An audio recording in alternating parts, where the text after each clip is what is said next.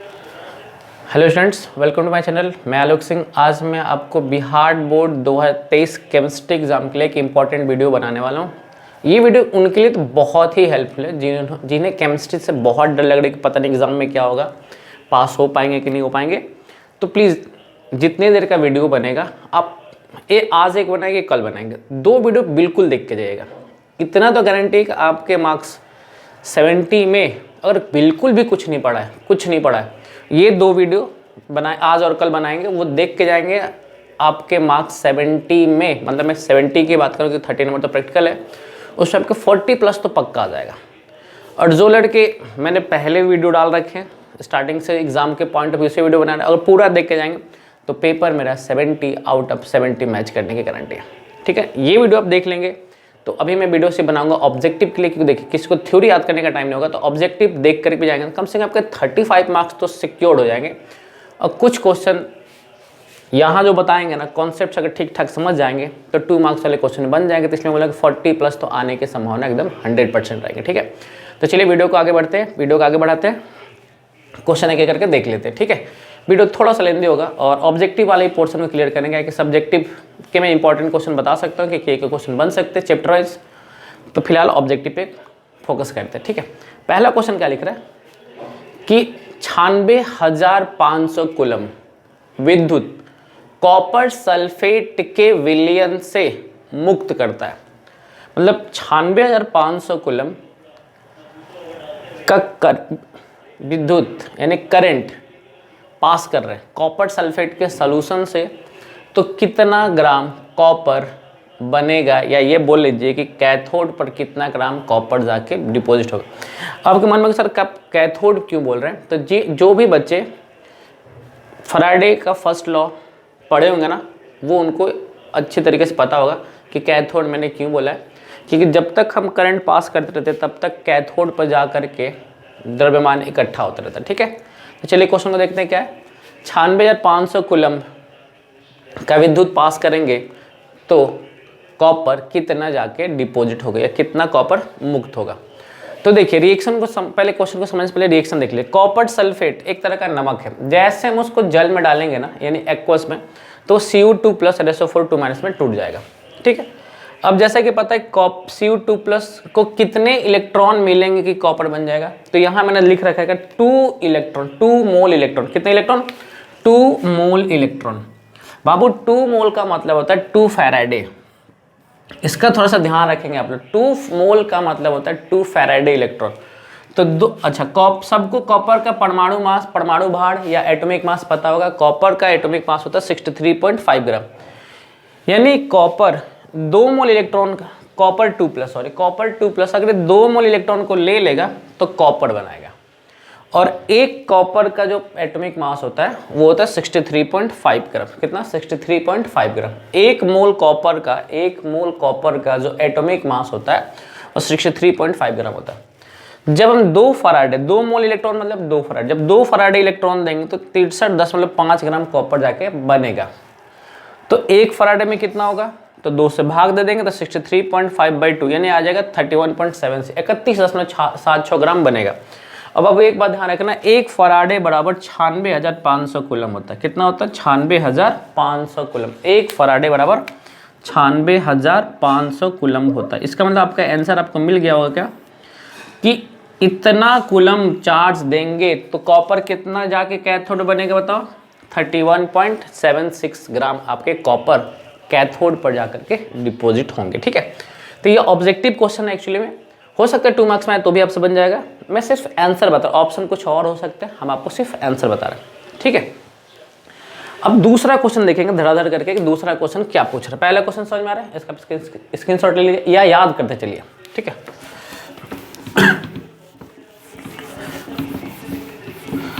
दूसरा प्रश्न क्या कहता है,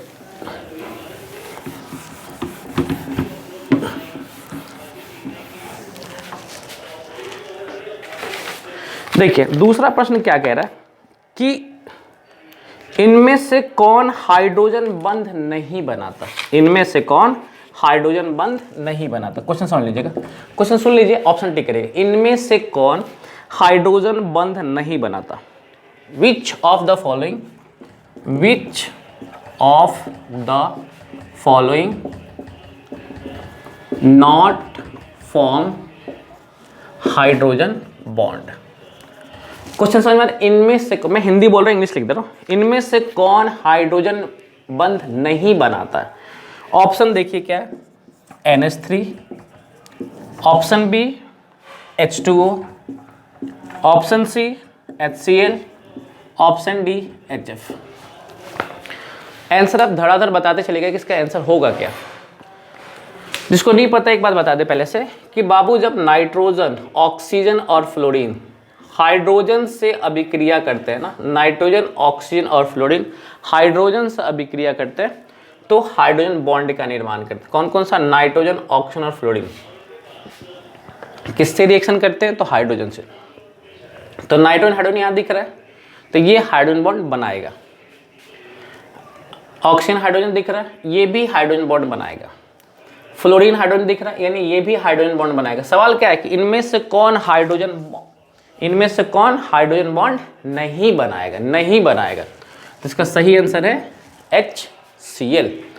ठीक है, तीसरा सवाल यहाँ क्या दिख रहा है कि हीलियम का मुख्य स्रोत क्या होता है? हीलियम का मुख्य स्रोत क्या है? स्रोत क्या है? Main source of helium. Helium का मुख्य स्रोत क्या है? मेन सोर्स ऑफ हीलियम क्या है? तो ऑप्शन के हिसाब से हम बात करेंगे तो हीलियम का मुख्य स्रोत होता है मोनाजाइट। अगर ऑप्शन में ऐसा रहेगा तो किस पे टिक करेंगे? मोनाजाइट पे। मोनाजाइट जो है हीलियम का मुख्य स्रोत है। कौन है? हीलियम का मुख्य स्रोत क्या है? मोनाजाइट। ठीक है, मोनाजाइट। नेक्स्ट सवाल को देख लेते हैं। क्या लिख रहा है? क्या निम्नलिखित में से कौन सा धातु कमरे के तापमान पर द्रव अवस्था में पाया जाता है? कौन सा धातु कमरे के तापमान पर द्रव अवस्था में पाया जाता है? Which of the following metal exist in liquid state at room temperature? Which of the following metal exist in liquid state at room temperature? तो कौन सा मेटल है बताइए? सबको पता होना चाहिए, मरकरी। कौन सा है? मरकरी। हिंदी में इसको हम लोग पारा कहते हैं। इसका सूत्र होता है Hg। क्या सूत्र होता है? Hg। ठीक है, तो ये 4 प्रश्न हमने बता रखा है। एकदम देखिए, याद करते चलिए या रिवीजन करते। अगर आप जो लोग पढ़ लिए ना उनका रिवीजन हो जाएगा, और जो लोग नहीं पढ़े बिल्कुल याद करके जाएंगे। इसमें से आपका ऑब्जेक्टिव का बेड़ा पार तो पक्का लग जाएगा, ये गारंटी है। ठीक है, आगे देखते हैं।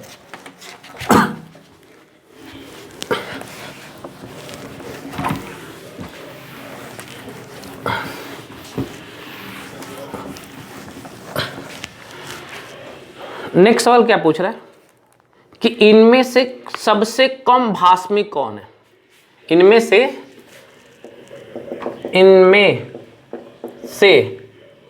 सबसे कम भास्मिक कौन है? Which of the following is least basic? तो यहां तो मुझे चारों ऑप्शन देना पड़ेगा। इनमें से सबसे कम भास्मिक कौन है?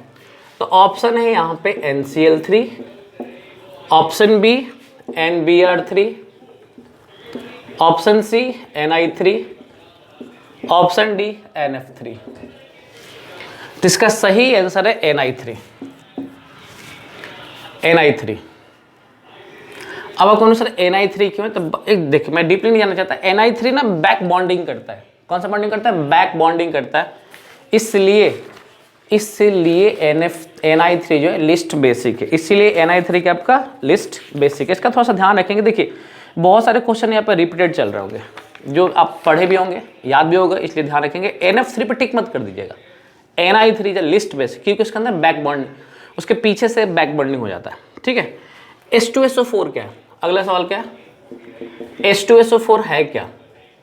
क्या है भाई? तो ये एक तरह का एसिड है। क्या है? एक तरह का अम्ल है। एक तरह का क्या है? अम्ल है। H2SO4 का एक तरह का अम्ल यानी कि एसिड है। अगला सवाल क्या है, किस ग्रुप के तत्व को संक्रमण तत्व कहा जाता है? किस ग्रुप के तत्व को, किस वर्ग के तत्व को संक्रमण तत्व कहा जाता है? जल्दी आंसर दीजिए, किस ग्रुप के तत्व को संक्रमण तत्व कहा जाता है? Which group element is transition element?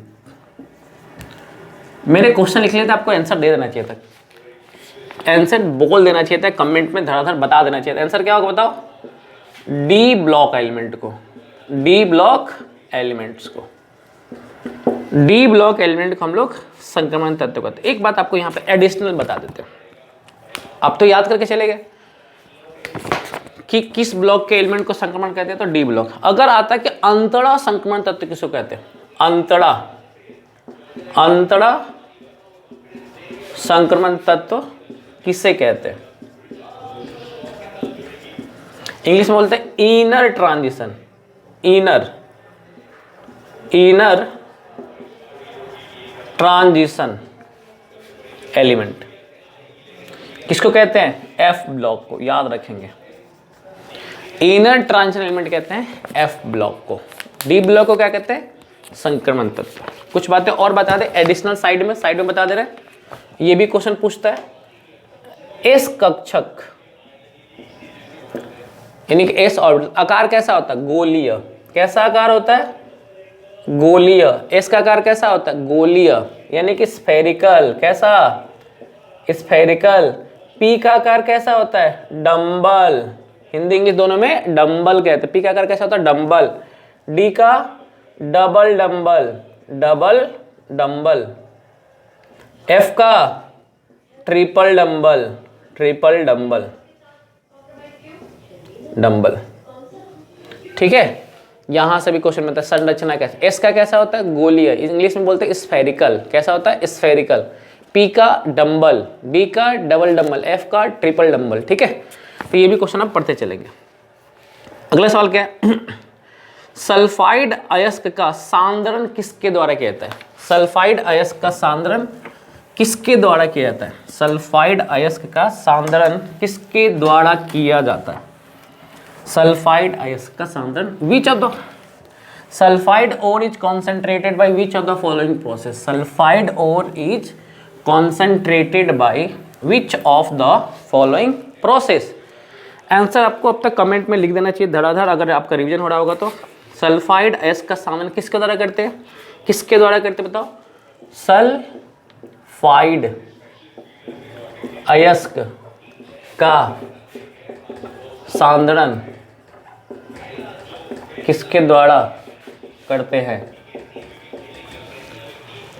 Sulphide और इज कॉन्सेंट्रेटेड बाय, जल्दी आंसर,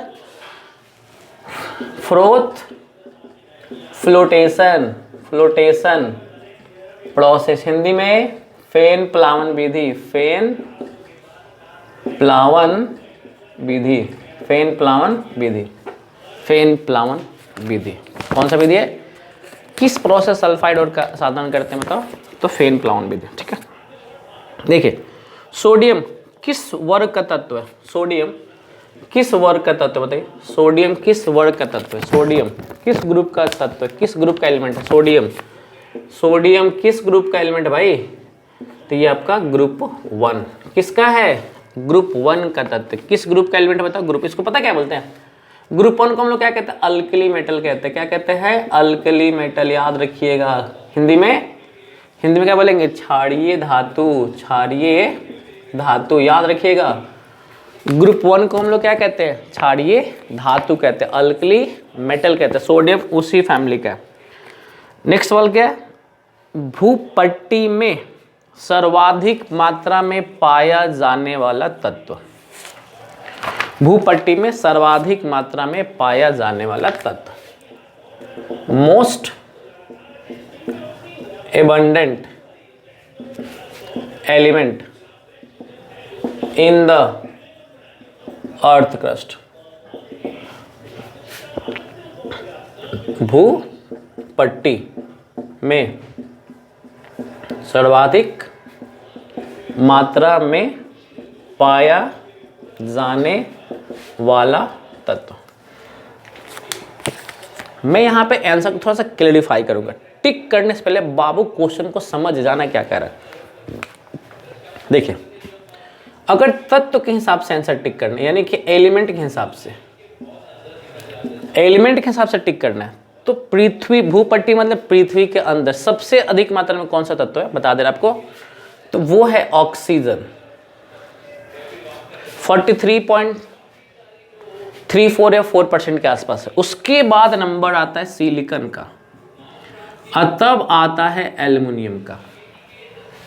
तो ऑप्शन में देख लीजिएगा, यदि ऑक्सीजन होगा तो ऑक्सीजन पर टिक करना होगा, ऑक्सीजन नहीं है तो सिलिकॉन पर टिक करना होगा, सिलिकॉन नहीं है तो एल्युमिनियम पर टिक करना होगा। लेकिन अगर बोला क्या धातु, अगर मेटल बोल दिया तो नंबर 1 पे आता है एल्युमिनियम। तो क्वेश्चन को थोड़ा सा ध्यान से देखिएगा बाबू, एल्युमिनियम, तब आता है आयरन। ठीक है, तो ये ध्यान रखना है कि तत्व बोल रहा है कि धातु बोल रहा है। अगर तत्व भी बोला है कोई दिक्कत नहीं, तो ऑक्सीजन अगर होगा ना तो आपको ऑक्सीजन पर टिक करना पड़ेगा। अगर नहीं है तो सिलिकॉन देख लीजिएगा, सिलिकॉन में नहीं है तो एल्युमिनियम देख लीजिएगा। ठीक है, चलिए नेक्स्ट सवाल देखते क्या। मेलाकाइट किसका अयस्क है? Malachite is the ore of, malachite, malachite Hindi में मेलाकाइट किसका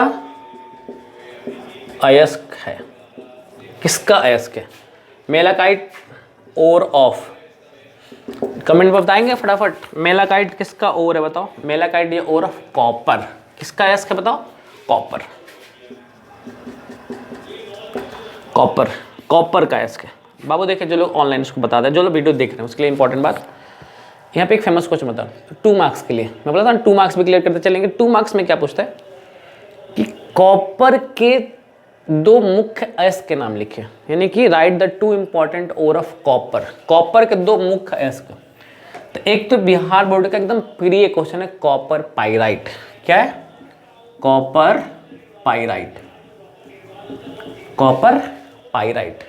इसका जो फॉर्मूला होता है CuFeS2, देख लीजिए, ध्यान से देख लीजिए, ये क्वेश्चन आ भी सकता है।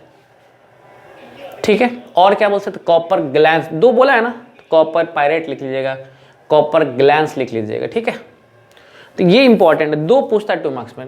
कॉपर के 2 मुख्य अयस्क के नाम लिखे, तो कॉपर पाइराइट लिख लिया, एक मेलाकाइट है। ठीक है, कोई दिक्कत नहीं है। अगले सवाल पाते हैं, एल्युमिनियम का अयस्क का नाम बताओ। एल्युमिनियम के अयस्क का नाम बताइए, ओर ऑफ एल्युमिनियम। इसका आप स्क्रीनशॉट पर लीजिए, तो फिर आगे बात करते हैं धड़ाधड़। लिए चलो, किसका पूछ रहा है अगले क्वेश्चन में? एल्युमिनियम के अयस्क का नाम बताओ। जल्दी बताइए, जल्दी बताइए, आप लोग कमेंट करते चलिएगा फटाफट। वीडियो देख रहे हैं तो मज़ा आ रहा होगा, कुछ लोगों को तो एकदम ईजी लग रहा होगा, जिनको याद होगा ना वो उनको ये वीडियो बहुत आसान लग रहा होगा। बट क्या करें, क्वेश्चन यही आता है, यही आएगा भी। जिनको नहीं याद है उनको याद हो जाएगा, और जिनको याद है उनका पूरे बुक में से ऑब्जेक्टिव का रिवीजन हो जाएगा। तो एल्युमिनियम का मुख्य अयस्क यानी कि एल्युमिनियम का और क्या बताओ? एल्युमिनियम का और बताओ क्या है? Bauxite, bauxite. एल्युमिनियम का और का नाम क्या बताओ? बॉक्साइट। फॉर्मूला बता दे इसका, फॉर्मूला इसका होता है Al2O3 2H2O। किसी किसी बुक्स में यहाँ पे XH2O लिखा होता है, कोई दिक्कत नहीं है। X मतलब वाटर का कॉन्सेंट्रेशन नहीं पता है। चलिए नेक्स्ट क्या है, अगला सवाल हो क्या? K4FeCN6 है क्या है? ये बताओ तो, जल्दी बताओ। ये एक तरह का क्या है? ऑप्शन बता दे, ऑप्शन दे दे, इसमें क्या लिखा है? डबल सॉल्ट, कॉम्प्लेक्स सॉल्ट, अम्ल और भस्म। डबल सॉल्ट, जटिल लवण, अम्ल और भस्म। Double salt, complex salt, acid या बेस। तो जो लोग नए बाबू बता, जो केमिस्ट्री पढ़े ही नहीं बिल्कुल, बाबू जिस देख लेना, अगर कोनो क्वेश्चन बड़का कोष्टक के अंदर दिख जाए, बड़का कोष्टक के अंदर, तो समझ जाना कि कॉम्प्लेक्स सॉल्ट है। कौन सॉल्ट है? Complex salt. हिंदी में इसको बोलते हैं जटिल लवण। क्या बोलेंगे इसको? जटिल लवण बोलेंगे। कोई भी क्वेश्चन बड़का कोष्टक के अंदर दिख जाए, आराम से बोल देना। कोई भी क्वेश्चन होगा, पूछ ले किसने ये क्या है, तब बोलेंगे जटिल लवण है, कॉम्प्लेक्स सॉल्ट। हिंदी एक और इसका नाम हो सकता है कोऑर्डिनेशन कंपाउंड, कोऑर्डिनेशन कंपाउंड। जो लोग चैप्टर 9 पढ़े होंगे ना, इसको अच्छी तरह से जानते हो। क्या बोलेंगे? उप संयोजक यौगिक, उप संयोजक यौगिक। अगला सवाल क्या? एल्कीन का सूत्र क्या होता है?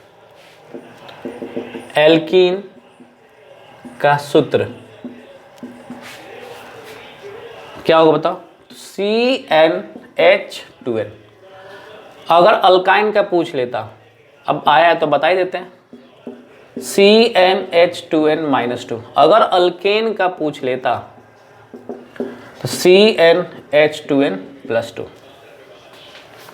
ये भी क्वेश्चन कई बार पूछता है, अल्केन का सूत्र क्या होगा, एल्कीन का क्या होगा, ठीक है। अगले सवाल देखो, इथेन में कार्बन का हाइब्रिडाइजेशन, इथेन में कार्बन का हाइब्रिडाइजेशन, हिंदी में इसको बोलते हैं संकरण, कहीं के लिखा रहेगा प्रसंकरण, तो कोई दिक्कत नहीं, समझ लीजिएगा। इथेन में कार्बन का प्रसंग, इथेन में, इथेन, तो इथेन का फॉर्मूला पहले आपको बताना चाहिए, सी। इथेन का फॉर्मूला होता है, क्या होता है? C2H6। तो इथेन में कार्बन का प्रसंकरण क्या होता है बाबू? हाइब्रिडाइजेशन क्या होता है? तो sp3। क्या होता है? sp3। देखो ऑर्गेनिक केमिस्ट्री में एक बात का ध्यान रखें, अगर किसी कार्बन के पास 4 सिग्मा है तो आप उसको sp3 बोल दीजिएगा। क्या बोल दीजिएगा? sp3। अगर 3 सिग्मा है आप उसको sp2, अगर 2 सिग्मा है तो sp बोलिएगा, ठीक है। ये छोटी छोटी बातें आपको पता होना चाहिए था, नहीं है तो सॉरी। अगला सवाल क्या है? पहले आप इसका स्क्रीनशॉट लिए, फिर आगे वाले क्वेश्चन की बात करते हैं फटाफट। थोड़ा सा वीडियो तेज रहेगा, इसलिए थोड़ा सा जल्दी पढ़ेंगे, ठीक है ना, क्योंकि वीडियो लंबा होगा। अगर धीरे पढ़ाएंगे तो वीडियो लंबा हो जाएगा, और हम चाहते हैं वीडियो थोड़ा छोटा भी हो, आपका भी टाइम बचे और मेरा भी टाइम बचे। मेन मुद्दा क्या है कि हमें समझ में आना चाहिए, क्वेश्चन हमारा बनना चाहिए, ठीक है ना। एग्जाम टाइम है तो खूब मन लगा के पढ़िएगा। अगला सवाल क्या है? कैल्शियम फॉर्मेट का शुष्क, calcium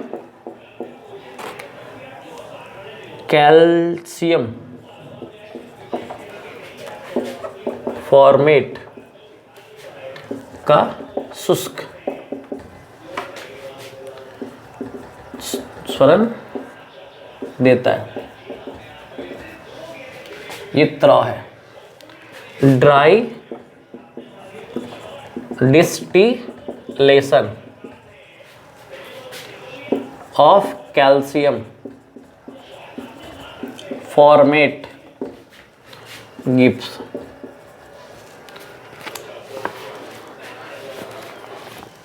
calcium formate dry distillation पे क्या देता है? देखिए यहाँ ना ज़्यादा अच्छा होता है ना, यहाँ हम आसवन लिखते हैं, शुष्क आसवन पर। कैल्शियम फ्रेंड शुष्क आसवन पर देता है, ज़्यादा अच्छा लगेगा, शुष्क आसवन पर देता है। ये क्वेश्चन बहुत बार पूछा गया एग्जाम में, जिसका जो सही आंसर है HCHO। क्या पढ़ते हैं इसको? Form aldehyde. इसी को हम लोग कहते हैं मीथेनल। ध्यान रखेंगे, मीथेनॉल नहीं है, मीथेनल है। अगला सवाल क्या है? एनटीपी पर एनटीपी समझता है? नॉर्मल टेम्परेचर पर। एनटीपी पर 1 मोल गैस बराबर कितना वॉल्यूम होता है, कितना लीटर? तो 22.4 लीटर होते हैं, ध्यान रखिएगा, 22.4 लीटर। 22.4 लीटर होता है, ठीक है, का वॉल्यूम होता है। एक एनटीपी पर 1 मोल गैस का आयतन कितना होता है? एनटीपी पर 1 मोल गैस का वॉल्यूम कितना होता है? 22.4 लीटर। अगले सवाल क्या है? एवोगैड्रो नंबर क्या होता है? एवोगाड्रो नंबर हिंदी में क्या बोलेंगे? अवोगाद्रो संख्या कितना होता है पता है सबको? ये होता है 6.02 to 10 का पावर 23। यहाँ भी बहुत लोग गलती करते हैं। हम क्लास में जब टेस्ट लेते हैं ना, बहुत लोग यहाँ भी गलती करते हैं।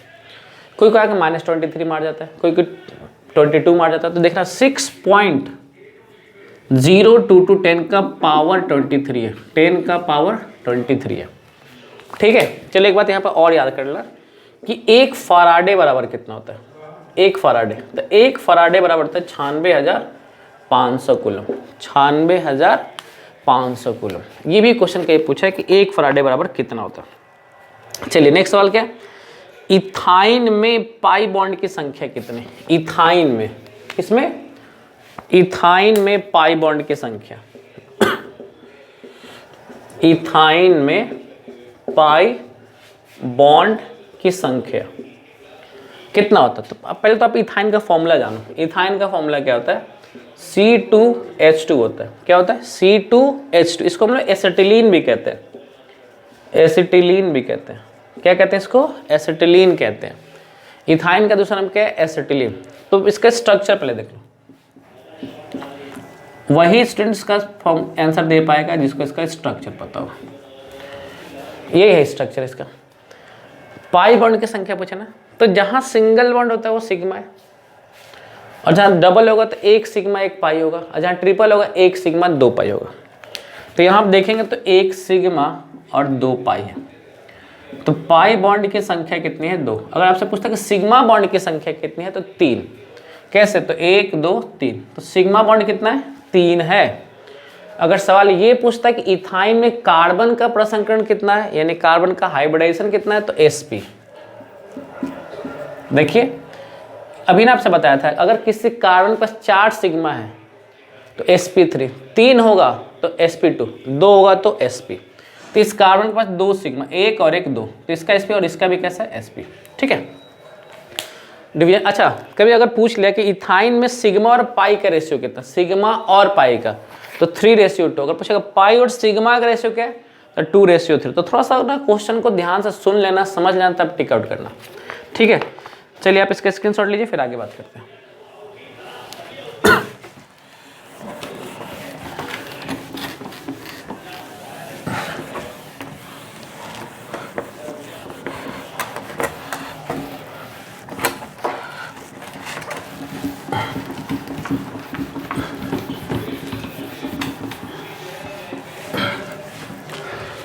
चलिए अगला सवाल क्या है? आधुनिक आवर्त सारणी का खोज किसने किया? आधुनिक आवर्त सारणी का खोज किया किसने किया? मॉडर्न, क्वेश्चन क्या है? Modern periodic table was given by.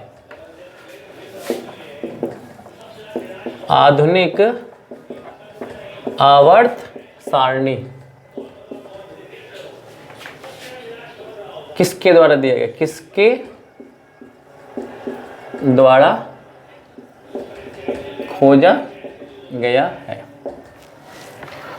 देखो सवाल तो ये है कि आधुनिक आवर्त, अगर सवाल ये पूछता कि आवर्त सारणी का खोज किसने किया,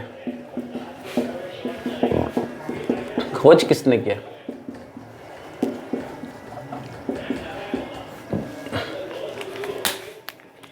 periodic table, periodic table was discovered by.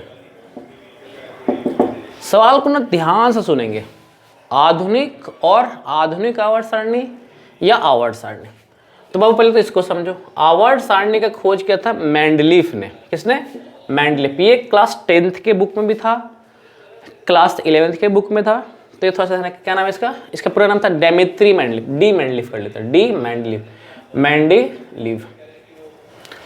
आवर्त सारणी का खोज किसने किया था? मेंडलीफ ने। और इसी को संशोधित जो किया था ना, वही हमारा क्या? आधुनिक आवर्त सारणी।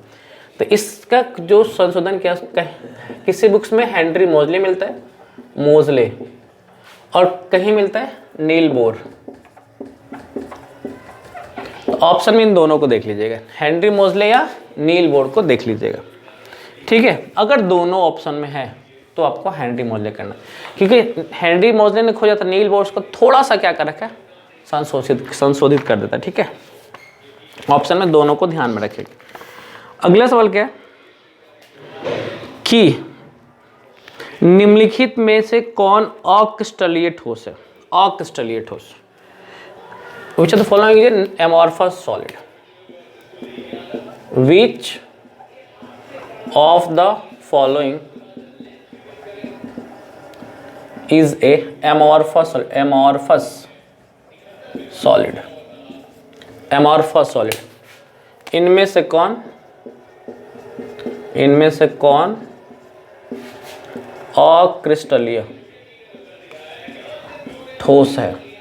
एक बाबू बात बताते हैं, कहीं के ना यहाँ पे बे रवेदार लिखा मिल सकता है, रवेदार। तो अक्रिस्टलीय का दूसरा नाम क्या है? बे रवेदार। इनमें से कौन बे रवेदार यानी कि अक्रिस्टलीय ठोस है? ऑप्शन दे देते हैं, आप खुद ही बताइएगा। यहाँ ऑप्शन देते हैं, यहाँ ऑप्शन ए है डायमंड यानी कि हीरा, ऑप्शन बी ग्रेफाइट,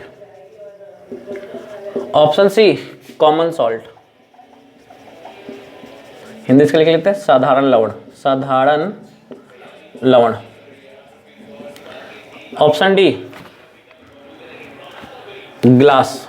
जल्दी इसका आंसर बताइए फटाफट, तो जल्दी बताइए इसका आंसर, ग्लास। यहाँ पे अक्रिस्टलीय ठोस कौन है बताओ? ग्लास।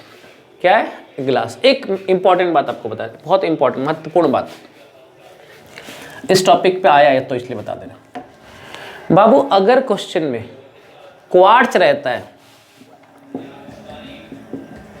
क्वार्ट्ज, हिंदी में क्वार्ट्ज रहेगा इसलिए घबराइएगा मत, क्वार्ट्ज अगर रहेगा ना तो ये क्रिस्टलीय ठोस है, क्रिस्टलाइन सॉलिड है।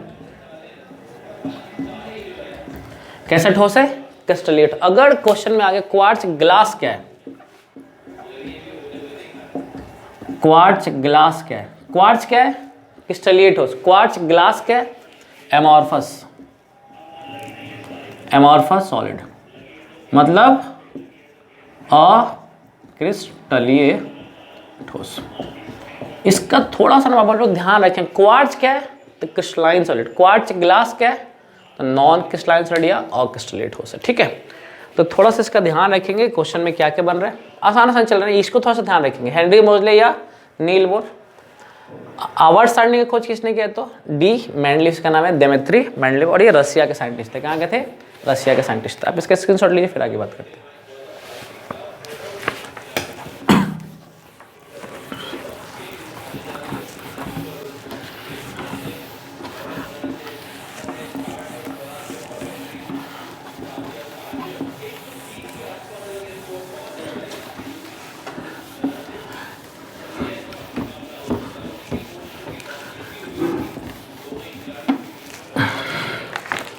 चलिए अगले सवाल पे आते हैं। अगला सवाल क्या है? हाँ, अगला सवाल क्या है कि इनमें से कौन क्षारीय भूमिज तत्व है? Which of the following is A alkaline earth metal?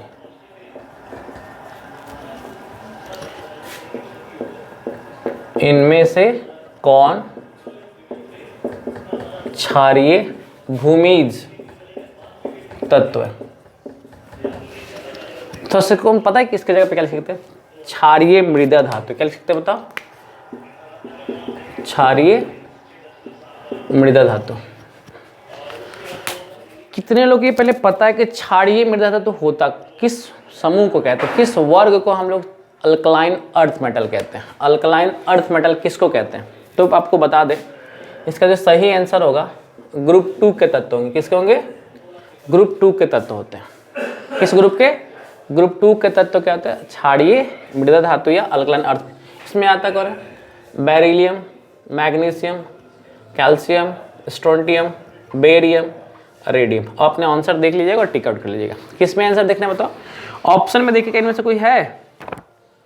एक खास बता दे, ये ग्रुप 2 के तत्व है, लेकिन बेरिलियम जो है ना, इसको क्षारीय मृदा धातु नहीं कहते हैं। भले ग्रुप 2 का है, लेकिन इसको क्षारीय मृदा धातु की कैटेगरी में नहीं रखते। इसके कई कारण है। क्लास 11th में जो एस ब्लॉक चैप्टर वहाँ पे दिया भी गया होगा, तो बेरिलियम को छोड़ करके होते हैं। खैर ऑप्शन में क्या है मैं लिख देता हूँ ताकि आपके डाउट क्लियर हो जाए। ऑप्शन ए क्या दिखा है? कार्बन। ऑप्शन बी क्या लिखा है? कैल्शियम। सी जिंक। D iron. क्या आंसर होगा? कैल्शियम। ऑप्शन दिख रहा है? तो क्षारीय मृदा धातु कौन होता है ये बात याद करने का तरीका क्या है, यहाँ लिख दे रहा हूँ ताकि आपको याद रहे। बेटा मांगे कन्या सुंदर बाप राजी। बेटा मांगे कन्या सुंदर बाप राजी। ये ट्रिक है ताकि आपको याद रहे कि कौन से क्षारीय मृदा धातु हैं या अल्कलाइन अर्थ मेटल में आते हैं। ठीक है, तो चलिए एक सवाल था, आगे सवाल पे देखते हैं। अब क्या पूछा है? इनमें से किसका हिमांक अवनमन अधिक होगा? इनमें से किसका हिमांक अवनमन अधिक होगा? इनमें से किसका हिमांक अवनमन अधिक होगा? इनमें से किसका हिमांक अवनमन अधिक होगा? Which of the following having highest depression in freezing point? तो देख, जो भी विद्यार्थीगण मेरा वीडियो कॉलिगेटिव प्रॉपर्टीज वाला नहीं देखे हैं ना, उनसे रिक्वेस्ट है कि आप जा करके कॉलिगेटिव प्रॉपर्टी 4 प्रकार के होते हैं। हिंदी बोल देंगे अणुसंख्य गुणधर्म 4 प्रकार के होते हैं। हिमांक का अवनमन वहीं डीपली पढ़ा रखे हैं, तो हम तो वहाँ भी ऑब्जेक्टिव क्लियर कर रहे हैं। तो ध्यान रखने का कि, और फिर में कॉलिगेटिव प्रॉपर्टीज पढ़ाने के बाद ना एक चीज़ और पढ़ता है, went of factor, want half गुणांक, उसका वीडियो जरूर देखिएगा। वहाँ भी आपके बहुत सारे डाउट क्लियर हो जाते हैं। तो फिलहाल हम ऑप्शन की बात कर लेते हैं क्या, कि ऑप्शन ए हमारा K2SO4, ऑप्शन बी हमारा है NaCl, ऑप्शन सी हमारा क्या है? यूरिया, ऑप्शन डी हमारा है ग्लूकोज। ये क्वेश्चन पता है किस वीडियो में दिया होगा? बताएं एकदम, वेंट हाफ गुणांक देख लीजिएगा। तो आपको हम बताए थे वेंट हाफ गुणांक को इंडिकेट करते हैं आई से, जिसका आई ज़्यादा होगा उसका कॉलिगेटिव प्रॉपर्टी यानी अणुसंख्य गुणधर्म ज़्यादा होगा। तो इसका जो सही आंसर ये है। आप बोलेंगे क्यों? वीडियो जाकर देखिए। मेरा आंसर होगा वीडियो जाकर देखिए, कि इतना जल्दी बताया नहीं जा सकता। बस इतना ध्यान रखेंगे कि ये जो टूटेगा ना, तो 2K+ और SO4 2- देगा, यानी यहाँ पर आई की संख्या 3 हो जाएगी। आई मतलब आयन की संख्या कितनी है? 3। NaCl में आई की संख्या, ये टूटेगा Na+ और Cl- में, यानी कि यहाँ पर आई की संख्या 2, यानी कि यहाँ पर आयन्स की संख्या कितनी हो जाएगा? 2। और ये दोनों टूटते नहीं है, तो जितना ज़्यादा आई का संख्या, याद रखिएगा, अगर आई का संख्या बढ़ेगा तो कॉलिगेटिव प्रॉपर्टीज बढ़ेगा, यानी कि अणुसंख्य गुणधर्म बढ़ जाएगा। ये शॉर्टकट तरीका है बताने का, क्योंकि डीपली तो बता नहीं सकते, क्या ऑब्जेक्टिव की बात कर रहे हैं। चलिए अगले सवाल को देखते हैं। अगला सवाल क्या लिखा है? क्या क्या क्या क्या क्या यहाँ पे क्वेश्चन है, तो पहले इसको मिटा दे, फिर क्वेश्चन को हम लोग करते हैं। ठीक है ना, इसको क्लियर करते हैं। देखिए ये वाला प्रश्न एक न्यूमेरिकल है। इसमें लिखा क्या है? If 2 gram NaOH is present in 200 ml of its solution, it's molarity will be. Hindi में क्या बोलेंगे? किसी विलयन के 200 ml में, किसी विलयन के 200 ml में 2 ग्राम NaOH घोला गया, तो उसकी मोलरता ज्ञात करें। यानी क्वेश्चंस पढ़ने से ये तो आइडिया लग गया कि आपको इसमें मोलरता निकालना। क्या क्या दिया? तो दिया गया भार यानी गिवन मास कितना बता 2 ग्राम। कितना ग्राम दिया है 2 ग्राम। बाबू देखो यहाँ पर विलय को इंडिकेट किए हैं WB से, ठीक है। फिर विलय का मोलर भार कितना आ गया 40 ग्राम पर मोल। अब किसी को मन में सर 40 ग्राम पर मोल तो दिया नहीं, अब कैसे निकाल दिए? तो 40 ग्राम पर मोल का मतलब क्या है, NaOH का परमाणु भार को जोड़ दो। तो सोडियम का होता है 23, ऑक्सीजन का 16 और हाइड्रोजन का 1, तो ये हो जाएगा 40 ग्राम पर मोल, ठीक है। ये है हमारा। तो दिया गया भार 2 ग्राम, मोलर भार 40 ग्राम। मोल संख्या कैसे निकालते हैं? दिया गया भार बटा मोलर भार, तो 20/40, तो 1/20, और 1 को 20 से भाग देंगे तो 0.05 आ जाएगा। मोलरता निकालने का सूत्र क्या होता है? मोल संख्या बटा विलयन का आयतन, यानी वॉल्यूम इन लीटर चाहिए। वॉल्यूम किस में चाहिए? लीटर। मोल संख्या बटा में वॉल्यूम किस में चाहिए? लीटर में चाहिए। लेकिन क्वेश्चन में वॉल्यूम किस में दिया है? मिली लीटर में दिया है। कोई दिक्कत नहीं, तो हम क्या करें, इसको लीटर में कन्वर्ट कर लेंगे। तो लीटर में कन्वर्ट के लिए इसको 1000 से भाग देंगे तो 1000 चल जाएगा ऊपर। फिर हम यहाँ पे वैल्यू रख के सॉल्व किए हैं, 0.05 बटा में 200, 1000 से भाग देंगे तो 1000 कहाँ चल जाएगा? ऊपर चल जाएगा। तो हमारा आंसर जाएगा 0.25 मोल पर लीटर। तो ऑप्शन में हमें इस पर टिक करना पड़ेगा। ये क्वेश्चन 2 मार्क्स में पूछा और ये क्वेश्चन ऑब्जेक्टिव पूछा गया, तो इसलिए आपको बता दिया, ठीक है। तो ये 2 मार्क्स का भी क्वेश्चन बन सकता है या ऑब्जेक्टिव, एक्चुअली में ये ऑब्जेक्टिव क्वेश्चन है लेकिन 1-2 बार 2 मार्क्स में पूछा गया। तो आप इसका स्क्रीनशॉट लीजिए, फिर आगे बात कर लेते हैं। देखो अगला क्या है? द्रवित NaCl के वैद्युत अपघटन से कैथोड पर मुक्त होता है। Fused NaCl on electrolysis gives on cathode. आपको पहला क्वेश्चन याद है क्या? जहां कॉपर सल्फेट का हम लोग इलेक्ट्रोलिसिस किए थे, तो बताया था ना कैथोड पर कॉपर कितना जाकर बैठेगा, कुछ वैसा ही है। अब यहाँ पे मात्रा नहीं पता करना, बस पता ये करने कौन जाके कैथोड पर बैठेगा। कितने लोग याद है कैथोड कैसा है? यहाँ पे कैथोड निगेटिव है। अब जो भी स्टूडेंट चैप्टर 3 वैद्युत रसायन पढ़े होंगे ना, उनको अच्छी तरीके से पता हो क्या, गैल्वेनिक सेल में कैथोड पॉजिटिव था, एनोड निगेटिव था। लेकिन इलेक्ट्रोलाइटिक सेल था, यानी वैद्युत अपघटनी सेल में कैथोड निगेटिव हो जाता है और एनोड पॉजिटिव हो जाता है। तो इसका मतलब क्या है, क्या कहना चाहते समझ में? सुनो पहले ध्यान से। अब जब कैथोड नेगेटिव, तो पक्का उस पर पॉजिटिव वाला चार्ज जाके बैठेगा। कौन सा जाके बैठेगा? पॉजिटिव। तो मुझे ये बताओ इस NaCl में कौन नेगेटिव है और कौन पॉजिटिव है? ध्यान रखना, फ्यूज्ड का मतलब क्या होता है? कहीं कि फ्यूज्ड की जगह मोल्टेन NaCl लिख सकता है, मोल्टेन NaCl। तो थोड़ा इसको घबराना मत। यहाँ पे एक क्वेश्चन और आपको बताऊंगा। तो वो जब ये टूटेगा ना, तो Na प्लस और Cl माइनस में टूटेगा। तो आप बताओ प्लस है तो कौन वाला जाएगा? ये जो प्लस है यही कहाँ जाएगा बताओ? कैथोड पर जाएगा। तो आपका सही आंसर क्या बताओ कि मोल्टेन NaCl को जब हम इलेक्ट्रोलिसिस करेंगे तो कैथोड पे कौन जाके बैठेगा? नहीं, हमारा आंसर क्या होगा? सोडियम। क्या आंसर होगा? सोडियम। लेकिन बाबू एक निवेदन है, सवाल ये तो पढ़ ही लो। एक और, अगर सवाल में ये आ गया जलीय NaCl, अगर सवाल में ये आ गया कि जलीय NaCl, इंग्लिश में बोलेंगे एक्वस NaCl, बस यहां खाली चेंज कर लेना। जहां द्रवित दिख रहा है ना वहां जलीय कर दे, जहां फ्यूज दिख रहा है वहां एक्वस कर दे। उसके इलेक्ट्रोलिसिस पर कैथोड पे कौन बैठेगा? तो आपका पंगा पड़ जाएगा।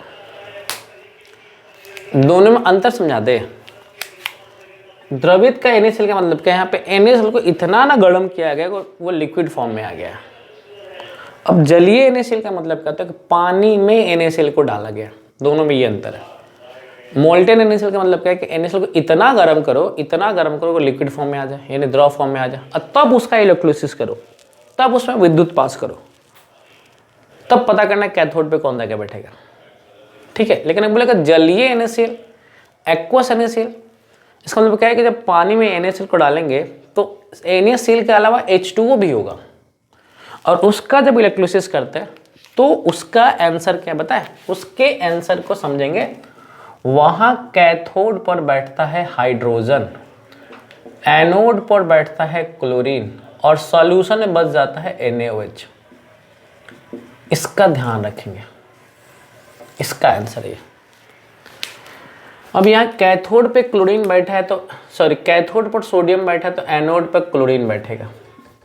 एनोड पर कौन बैठेगा? क्लोरीन। तो मैं दो क्वेश्चन एक साथ करा दिया ताकि कॉन्सेप्ट क्लियर है, तो ऑब्जेक्टिव तो कम से कम ना क्लियर हो, ऑब्जेक्टिव ना फंसे। अगला सवाल क्या है? Which of the following element is found in free state? कौन सा एलिमेंट फ्री स्टेट में पाया जाता है?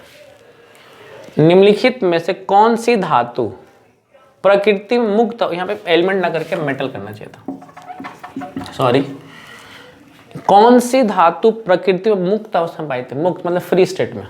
तो ऐसे दो ही धातु हैं, एक ऑप्शन में एक नहीं है, मैं बता दे रहा हूँ, gold and platinum. Gold and platinum ऐसे धातु हैं जो प्रकृति में मुक्त अवस्था में पाए, यानी फ्री स्टेट में पाया जाता है, फ्री स्टेट में पाया जाता है। अगला सवाल क्या है? Which of the following is A diamagnetic ion? अब डायमैग्नेटिक में हिंदी बोलते हैं, इनमें से कौन प्रतिचुंबकीय है? प्रतिचुंबकीय। तो जिस स्टूडेंट्स को ये बात पता होगा प्रतिचुंबकीय क्या है, अणुचुंबकीय का, तो टिक कर लेगा। हम आपको बता दे रहे हैं, बाबू सुनो, जिस कक्षा के सभी इलेक्ट्रॉन युगलित है, क्या बोले अपने?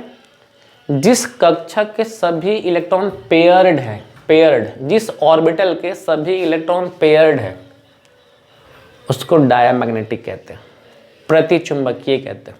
फिर से बोल रहे हैं, जिस ऑर्बिटल के सभी इलेक्ट्रॉन पेयर्ड होते हैं, जिस कक्षा के सभी इलेक्ट्रॉन युगलित होते हैं, वो प्रतिचुंबकीय यानी कि डायामैग्नेटिक नेचर के होते हैं।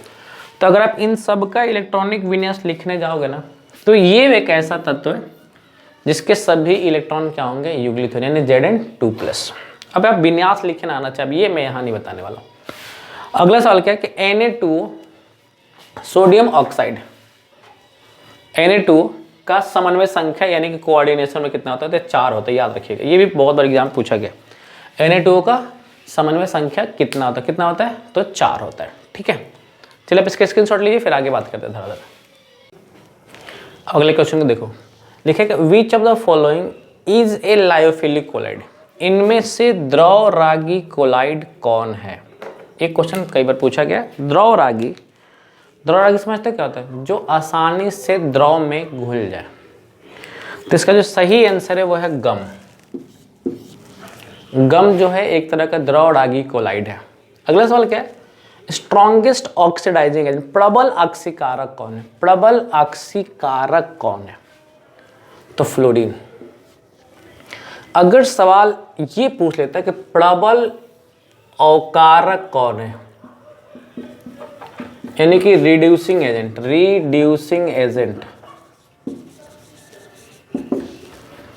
प्रबल रिड्यूसिंग एजेंट कौन है? या तो उसका उल्टा कर लेते हैं, आयोडीन,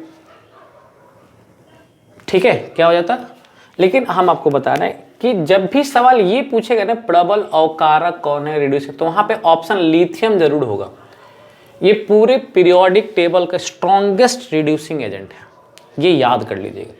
पूरे पीरियोडिक टेबल का स्ट्रॉन्गेस्ट रिड्यूसिंग एजेंट कौन है? लिथियम। वैसे ही जैसे कि स्ट्रॉन्गेस्ट ऑक्सीडाइजिंग एजेंट फ्लोरीन है, ये याद रखिएगा। पूरे पीरियोडिक टेबल की बात कर रहे हैं।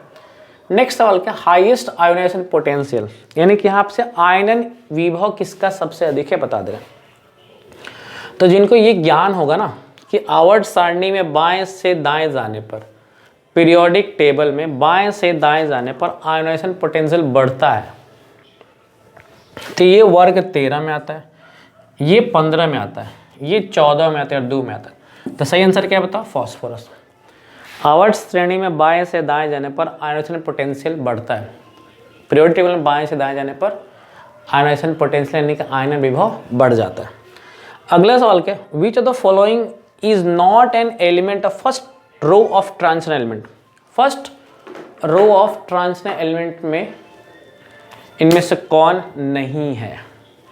तो ऑप्शन देखो क्या है? Fe, Cr, Mg, Ni। तो बाबू Mg जो है ना, मैं थोड़ा यहाँ टिक लिखा था क्या? बेटा, मांगे, कन्या, सुंदर, बाप रहता। बेटा मांगे कैल्शियम ग्रुप 2 का एलिमेंट था।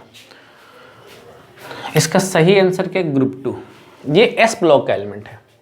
और हमसे किसका पूछा, ट्रांजिशन एलिमेंट। किसको कहते हैं भाई, तो डी ब्लॉक को कहते हैं। किसको कहते हैं, डी ब्लॉक को हम लोग ट्रांजिशन एलिमेंट संक्रमण तत्व कहते हैं। तो पहले रो में कौन सा तत्व नहीं है जो संक्रमण नहीं है, तो कौन है बताओ, मैग्नीशियम। मैं आपको ना थोड़ा सा याद कराता हूँ किसका ट्रिक, ताकि आपको याद हो जाए कि पहले 3D सीरीज में कौन कौन से आते हैं। इसका आप स्क्रीनशॉट लीजिए ना, फिर हम ट्रिक्स बताते हैं। ट्रिक याद कर लीजिएगा, आपके काम का चीज़ है यहाँ पे। ट्रिक क्या है, ट्रिक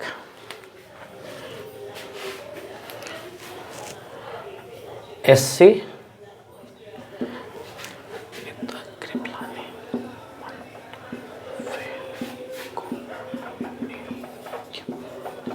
देखिए ट्रिक बता दें, लेकिन पहले हम बता दें इसमें टोटल, अगर आपसे कोई पूछेगा किस 3D सीरीज में कितने तत्व होते हैं, 10। कहाँ से स्टार्ट होता है, 21, 22, 23, 24, 25, 26, 27, 28, 29 और 30। देखो कैसे याद रखेंगे, सुनो, ये आपको बहुत हेल्प करेगा ऑब्जेक्टिव क्वेश्चन पकड़ने में। सुनो तुम विवाह कर लो मुझसे, फिर कोई नहीं कहेगा जानो। क्या ट्रिक बन गया बताओ, ट्रिक क्या बन गया याद करने का, सुनो तुम विवाह कर लो मुझसे, फिर कोई नहीं कहेगा जानू। इससे आपको क्या याद हो गया बताओ, 3D सीरीज के जितने भी एलिमेंट है वो और उनका एटॉमिक नंबर। फिर से पढ़ रहे, सुनो तुम विवाह कर लो मुझसे, फिर कोई नहीं कहेगा जानू। इस सब का एटॉमिक नंबर के अलावा कौन कौन से तत्व हैं वो भी पता चल। सुनो मतलब स्कैंडियम, तुम मतलब टाइटेनियम, वी मतलब वेनाइडियम, Cr मतलब क्रोमियम, Mn मतलब मैंगनीज, Fe मतलब आयरन, Co मतलब कोबाल्ट, Ni मतलब निकल, Cu मतलब कॉपर, Zn मतलब जिंक। ये ट्रिक है याद करने के लिए, ठीक है। आप स्क्रीनशॉट ले लो या लिखना है लिख लो, फिर आगे बात करते हैं। आइए देखो देखते हैं। देखिए NiCO4 ना, ये ना बिहार बोर्ड का सबसे प्रिय क्वेश्चन है। ये किसी न किसी रूप में पेपर में दिख ही जाता है। अगर आप सैंपल पेपर वीडियो देखे होंगे ना, वहाँ भी ये क्वेश्चन था। तो इस प्रिय भाई साहब को समझ लेते हैं। यहाँ सवाल क्या आता है, पहले इसका पूछिए इसका ऑक्सीकरण संख्या क्या है, ऑक्सीडेशन नंबर, तो 0 होता है। ऑक्सीकरण संख्या 0, कोऑर्डिनेशन नंबर, समन्वय संख्या 4, ठीक है। प्रसंकरण, हाइब्रिडाइजेशन sp3, क्या है sp3। नाम टेट्रा कार्बोनिल निकेल, 0 0 यहाँ पे क्या इंडिकेट कर रहा है, ऑक्सीकरण संख्या को। ऑक्सीडेशन में कितना है 0, समन्वय संख्या कितना है 4, हाइब्रिडेशन कैसा है sp3 और नाम क्या है टेट्रा कार्बोनिल निकेल 0। हाँ, अगर हाइब्रिडेशन sp3 है तो संरचना यानी कि स्ट्रक्चर कैसा होता है, टेट्राहेड्रल, टेट्राहेड्रल यानी कि चतुष्फलकीय, चतुष्फलकीय। ये क्वेश्चन आपको बार बार पेपर में मिलेगा और यही क्वेश्चन पूछेगा। ऑक्सीकरण संख्या 0, समन्वय संख्या यानी कोऑर्डिनेशन नंबर 4, हाइब्रिडेशन sp3, नाम tetra carbonyl nickel, structure tetrahedral, चतुष्फलकीय। कौन सा यौगिक है, देखो गुरु कोष्टक में दिख रहा है, कॉम्प्लेक्स सॉल्ट। कैसा सॉल्ट है, कॉम्प्लेक्स सॉल्ट, हिंदी में जटिल लवण, ठीक है। ये क्वेश्चन देखो, पूछ रहे कि इसमें अभिक्रिया की कोटि क्या होगा, ऑर्डर ऑफ रिएक्शन, तो इसका होता है 0। क्या होता है इसका जो सही आंसर है, 0 ऑर्डर रिएक्शन। इस क्वेश्चन का सही आंसर क्या है, 0 ऑर्डर रिएक्शन। अगला सवाल क्या है, ज्विटर आयन बनाने में समर्थ, which is able to form zwitter ion. एक बात आपको दिमाग में भर लो, जिस यौगिक में एसिड भी हो और बेस भी हो, यानी कि भस्म भी हो और अम्ल भी हो, वो ज्विटरन बना सकता है। तो देखो ऑप्शन में, क्या इसमें दोनों में से कोई है, नहीं। इनमें अम्ल है, भस्म नहीं है, तो ये भी नहीं होगा। इसमें भस्म है, एमीन एक तरह का भस्म है, लुईस भस्म, लेकिन हमें क्या चाहिए, ऐसा यौगिक जिसमें अम्ल भी हो और भस्म भी हो। तो देखो ये अम्ल भस्म भी है और अम्ल भी है, तो हमारा सही आंसर ये होगा। अगला सवाल क्या है, which of the following is a secondary cell, इनमें से संचायक सेल कौन है। अब वो संचायक सेल उसे कहते हैं, इसको हम रिचार्ज कर सकते हैं। तो अकॉर्डिंग टू योर सिलेबस, जैसे कि हम एनसीईआरटी के हिसाब से बात करेंगे, आपकी किताब में सेकेंडरी सेल, स्कूल में द्वितीय सेल भी कहते हैं, हिंदी में संचायक सेल कहते हैं, वो 2 ही है। कौन कौन सा, पहला लीड स्टोरेज बैटरी या दूसरा nickel cadmium battery, nickel cadmium battery. इन दोनों पे टिक कर लीजिएगा, दोनों में से कोई ऑप्शन में एक रहेगा, तो निकेल कैडमियम बैटरी या लीड स्टोरेज बैटरी। ठीक है, आप इसका स्क्रीनशॉट लीजिए, फिर आगे बात करते हैं। देखो अगला सवाल क्या है, which of the following is A biodegradable polymer, निम्नलिखित में कौन जैव निम्नीकरणीय बहुलक है। आप ये समझो ना कि कौन सा बहुलक या किस पॉलीमर को माइक्रो ऑर्गेनिज्म या जीवाणुओं के द्वारा नष्ट किया जा सकता है। तो जो प्राकृतिक बहुलक होते हैं, यानी जो नेचुरल पॉलीमर होते हैं, वही क्या होते हैं, बायोडिग्रेडेबल होते हैं। तो ऑप्शन में अगर आप देख रहे होंगे ना, तो सेल्यूलोज ही एक ऐसा है जो प्राकृतिक बहुलक है। बाकी पॉलीथीन हो, पीवीसी हो या नाइलॉन 6 हो, ये तीनों के तीनों क्या है, मैनमेड पॉलीमर, यानी मानव निर्मित बहुलक है। तो इसका जो सही आंसर है वो है सेल्यूलोज। अगला सवाल जो है वो एक्चुअली में न्यूमेरिकल है, तो हम पहले ही बना दिए ताकि आपको समझने में आसानी हो जाए और आपका टाइम बचे और मेरा भी टाइम बचे। लिखा क्या, 234.2 ग्राम ऑफ शुगर सिरप, मतलब एक शरबत है चीनी का, उसमें चीनी की मात्रा कितनी है, 34.2 ग्राम। शरबत का भार कितना है, 34.2 ग्राम, और चीनी का भार कितना है, 34.2 ग्राम, यानी कि बाकी पानी रहा होगा। What is the molal concentration, यानी हम लोग सब मोलालता पूछ रहा है। क्या पूछ रहा है, 234.2 ग्राम का चीनी का एक शरबत है, यानी घोल है, जिसमें 34.2 ग्राम का चीनी है और उसमें घोल का मोललता ज्ञात करना। तो मास ऑफ सॉल्यूशन यानी विलयन का भार कितना है, 234.2 ग्राम। उसमें चीनी की मात्रा कितनी, यानी विलय की मात्रा कितनी है, 34.2। तो विलायक की मात्रा कितनी हो जाएगी बताओ, मास ऑफ सॉल्वेंट, यानी क्या हो जाएगा, विलायक, विलायक का भार कितना हो जाएगा, 234। इसमें इसको घटा दो तो हमारा आंसर आ जाएगा, आंसर नहीं सॉल्वेंट का भार आ जाएगा। मोल कैसे निकालते हैं बताओ, तो दिया गया भार बटा में मोलर भार, दिया गया भार कितना है, 34.2 बार। अभी सोचो कि 342 कहाँ से आ गया सर, तो अब चीनी का जो फॉर्मूला होता है ना, C12H22O11, अगर इन सबके परमाणु भार यानी एटॉमिक मास को जोड़ोगे ना, तो ये 342 आ जाएगा। ठीक है, तो यहाँ से 342 आ गया। अब इसको डिवाइड करें तो हमारा कितना आ जाएगा, 0.1 मोल आ जाएगा। ठीक है, ये तो अभी हमने मोल निकाला। हम लोगों से पूछा मोललता, तो मोललता को सूचित करते हैं स्मॉल m से। तो मोललता बराबर क्या होता है, मोल संख्या बटा में विलायक का भार, वो भी किस में चाहिए, केजी में चाहिए। मोल संख्या यानी mole number divide by mass of solvent, वो भी किस में चाहिए, केजी में चाहिए। तो मोल संख्या 0.1 निकाले हुए ना, 0.1, और सॉल्वेंट का मास कितना दिया बताओ, 200 ग्राम में दिया, और हमको चाहिए किसमें, केजी में चाहिए। तो ग्राम को केजी में कन्वर्ट करने के लिए 1000 से भाग देना पड़ेगा, तो 1000 ऊपर चल जाएगा। तो 200 से 1000 को भाग देंगे तो 5 आ जाएगा, 5 को 0.1 से मल्टीप्लाई करेंगे तो 0.5 मोल पर केजी हमारा आंसर आ सकता है। ठीक है, तो इस प्रश्न का सही आंसर क्या है, 0.5 मोल पर केजी। ठीक है, फिर से पूछे जो न्यूमेरिकल उसको तो बना लीजिएगा जरूर। नहीं, अगर न्यूमेरिकल में आप कमजोर हो तो आप न्यूमेरिकल पोर्शन छोड़ दीजिएगा। आपको 70 ऑब्जेक्टिव में से 35 ही टिक आउट करना। न्यूमेरिकल अगर कठिन है उसको छोड़ दीजिएगा, ठीक है। लेकिन पढ़ने के लिए इसलिए बोलेंगे ना ताकि आपका न्यूमेरिकल अगर 2 मार्क्स में आ जाता है तो वहाँ आपके सिक्योर्ड नंबर है कि आपके 2 नंबर एकदम कंफर्म बन जाएंगे, ठीक है। चलिए आप स्क्रीनशॉट लीजिए, फिर आगे क्वेश्चन को और डिस्कशन करते हैं। चलो देखते हैं आगे।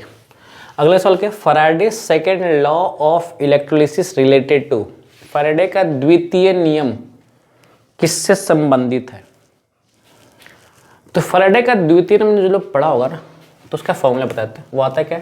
W1/W2 क्या आता है बताओ? E1/E2। अब यहाँ पे E1 E2 क्या है? Equivalent weight of electrolyte. Hindi में क्या बोलेंगे? वैद्युत अपघट्य का समतुल्य भार। यानी फैराडे का सेकंड लॉ जो है किससे संबंधित बताओ? वैद्युत अपघट्य का समतुल्य भार। इनमें से कौन कॉलिगेटिव प्रॉपर्टी अणुसंख्य गुणधर्म नहीं है? नहीं है कौन सा कॉलिगेटिव प्रॉपर्टी? तो हम यहाँ ये बताते हैं इनमें से कौन सा होता है। तो अगर मैं बता दूं कौन सा होता है तो नहीं होता, पकड़ लोगे। पहला होता है relative lowering in vapour pressure, यानी कि वाष्प दाब खाली नहीं, वाष्प दाब का अपेक्षिक अवनमन। पूरा नाम याद रखिए, पूरा नाम। वाष्प दाब दे करके खाली फंसा सकता है, तो वाष्प दाब का अपेक्षिक अवनमन कॉलिगेटिव प्रॉपर्टीज है। दूसरा एलिवेशन इन बॉइलिंग पॉइंट, क्वथनांक का उन्नयन। तीसरा डिप्रेशन इन फ्रीजिंग पॉइंट, हिमांक का अवनमन। और चौथा जो है ऑस्मोटिक प्रेशर, परासरण दाब। ये जो हम बोर्ड पे 4 लिखे हैं ना, ये कॉलिगेटिव प्रॉपर्टी यानी अणुसंख्य गुणधर्म है। अब इनके अलावा जो दिया होगा वो अणुसंख्य गुणधर्म नहीं। वैसे प्रश्न में जो दे रखा है वो है ऑप्टिकल एक्टिविटी,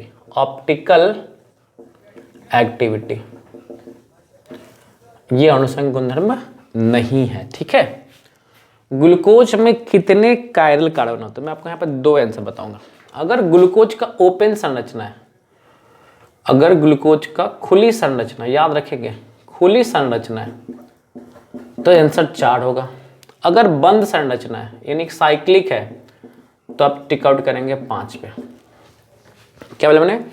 अगर ग्लूकोज की खुली संरचना है तो उसका कायरल कार्बन 4 होता है। ये आपको एकदम ध्यान से पढ़ लेना। ग्लूकोज का अगर संरचना खुला हुआ है तो कायरल कार्बन 4 होगा और बंद है तो 5। CH3 का एंटीसेप्टिक गुण क्यों आता है? एंटीसेप्टिक को हिंदी बोलते हैं पुत्तिरोधी। CH3 का पुत्तिरोधी गुण क्यों आता है बताओ? इसका आंसर ये बहुत बार पूछा, due to liberation of iodine. मतलब इसका मतलब आयोडीन के निकलने के कारण। ये आइडोफॉर्म है। ये क्या है? ये है आइडोफॉर्म। आइडोफॉर्म का जो एंटीसेप्टिक गुण है क्यों उत्पन्न होता है? तो क्या लिखेंगे? आयोडीन के मुक्त होने के कारण। आयोडीन के मुक्त होने के कारण। अब अगले सवाल का, स्मेल्टिंग प्रगलन किसके द्वारा किया जाता है? तो याद रखिए कार्बन के द्वारा। स्मेल्टिंग जो कराने में सहायता करते हुए है कार्बन। अब अगला सवाल क्या? संघनन बहुलक नहीं है, नॉट ए कंडेंसेशन पॉलीमर। मतलब हम जो यहाँ बात कर रहे हैं ना, अकॉर्डिंग टू क्वेश्चन बात कर रहे हैं। तो इनमें से कौन संघनन बहुलक नहीं? संघनन बहुलक का मतलब क्या होता है? ऐसा बहुलक उसको बनाने में कुछ ना कुछ व्यर्थ बाहर निकलता हो। कंडेंसेशन पॉलीमर का मतलब क्या होता है? जब उसको बनाया जाए तो कुछ ना कुछ इम्प्योरिटीज, कुछ ना कुछ वेस्ट हमारा बाहर निकले।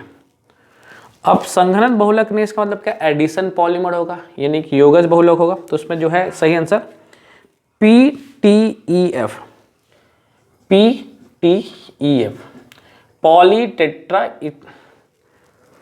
Polytetra ethylene. यहाँ कुछ गलत दिख रहा है, यहाँ पे टेफ्लॉन शॉर्ट कर लिख सकते हैं इसको, टेफ्लॉन, इसको कर लीजिएगा Teflon. Teflon poly tetra ethylene polythene, poly tetra ethene था, PTE, सॉरी हटाइए इसको हटाइए, टेफ्लॉन है, टेट्रा फ्लोरोइथीन, हाँ टेट्रा फ्लोरोइथीन, TF होगा, टेट्रा फ्लोरोइथीन। आगे P लगा देंगे तो पॉलीटेट, ये इसका शॉर्टकट होगा PTFE होगा। यहाँ कुछ गलत लिखा है, PTFE, PTF यहाँ गलती लिखा है क्या, PTEF लिख दिया, इसलिए थोड़ा सा कन्फ्यूजन रहता है। क्या होगा इसका, PTFE, पॉलीटेट्राफ्लोरोइथीन। पॉलीटेट्राफ्लोरोइथीन को हम लोग क्या कहते हैं, टेफ्लॉन। और ये एक तरह का क्या है, योगज बहुलक है। तो हम अभी तक आपको 50 क्वेश्चन करा दिए होंगे, लगभग 50 क्वेश्चन के आसपास करा दिए, अभी और करेंगे, ठीक है। आप इसका स्क्रीनशॉट लीजिए। देखिए हम 2 वीडियो बनाएंगे, ऑब्जेक्टिव के लिए बहुत इंपॉर्टेंट रहेगा। ये 50 बता दिए और 20-25 और करेंगे इस वीडियो में, फिर मतलब 75 क्वेश्चन इस वीडियो में, 75 क्वेश्चन दूसरे वीडियो में करेंगे। और ये 2 वीडियो पढ़ लेंगे, इतना गारंटी रहेगा कि आपका ऑब्जेक्टिव 35 से 35 तो पक्का बन जाएगा, ठीक है। अब इसका स्क्रीनशॉट लीजिए, फिर हम आगे बात करते हैं, ठीक है। स्क्रीनशॉट ले लीजिए। देखिए आगे अगले प्रश्न को देखते हैं। अगला क्या लिखा है, प्रथम कोटि अभिक्रिया का वेग स्थिरांक। अंग्रेजी वालों आपको समझ में आ रहा है क्या लिखा है, फर्स्ट ऑर्डर रिएक्शन का रेट कांस्टेंट यूनिट। प्रथम कोटि मतलब फर्स्ट ऑर्डर रिएक्शन का आपसे क्या पूछ रहा है, यूनिट ऑफ रेट कांस्टेंट।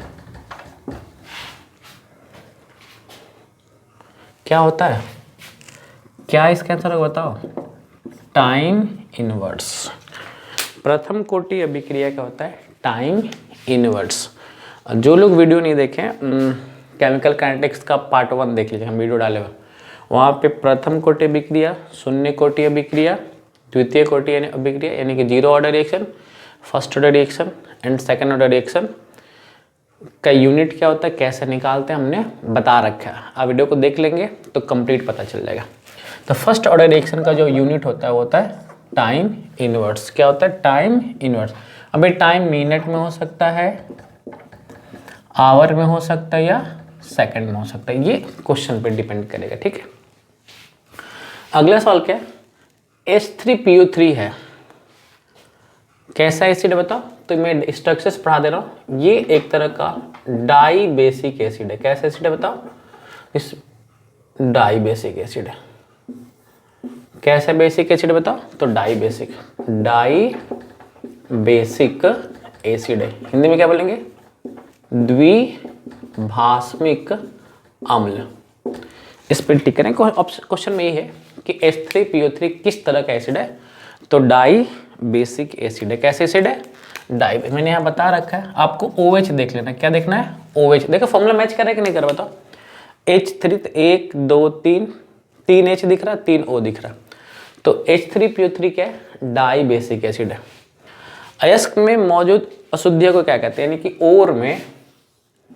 ओर में जो इम्प्योरिटीज रहता है उसको हम लोग क्या कहते हैं, इम्प्योरिटीज जो रहता है उसको क्या कहते हैं। हिंदी वालों, इंग्लिश वालों क्या कहते हैं इसको बताओ। इसको हम लोग कहते हैं गैंग।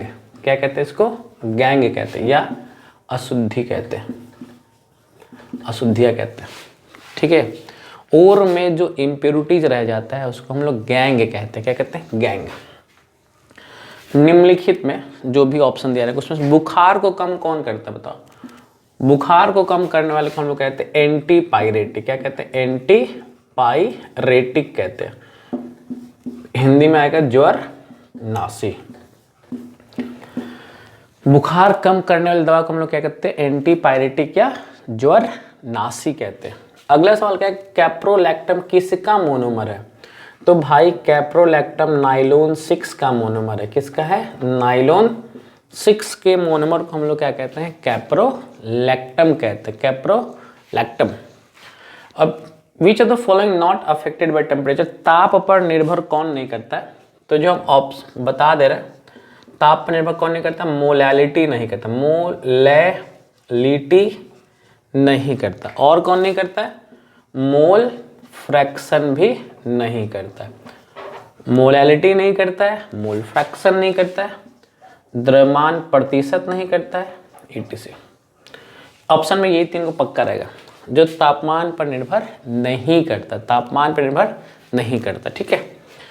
ट्राई बेसिक है, त्रिभाषमिक अम्ल, तो H3PO4, H3PO4 त्रिभाषमिक अम्ल, देख लो कैसे, P double bond O, OH OH OH, इसमें 3 OH दिख रहा है क्या? तो इस तरह से त्रिभाषमिक अम्ल, कैसा अम्ल बताओ? त्रिभाषमिक अम्ल। H3PO3 क्या था? द्विभाषमिक था। H3PO4 क्या है? त्रिभाषमिक अम्ल है, ठीक है। अब इसके स्क्रीनशॉट ले लो, फिर आगे बात करते हैं। अगला सवाल क्या कह रहा है? P4O10 में सिग्मा का संख्या क्या है? तो देखो बाबू, अगर P4O10 कह रहा है तो सिग्मा की संख्या 16 होता है। अगर क्वेश्चन में आता है P4O6 में सिग्मा की संख्या कितना है, तो वो है 12।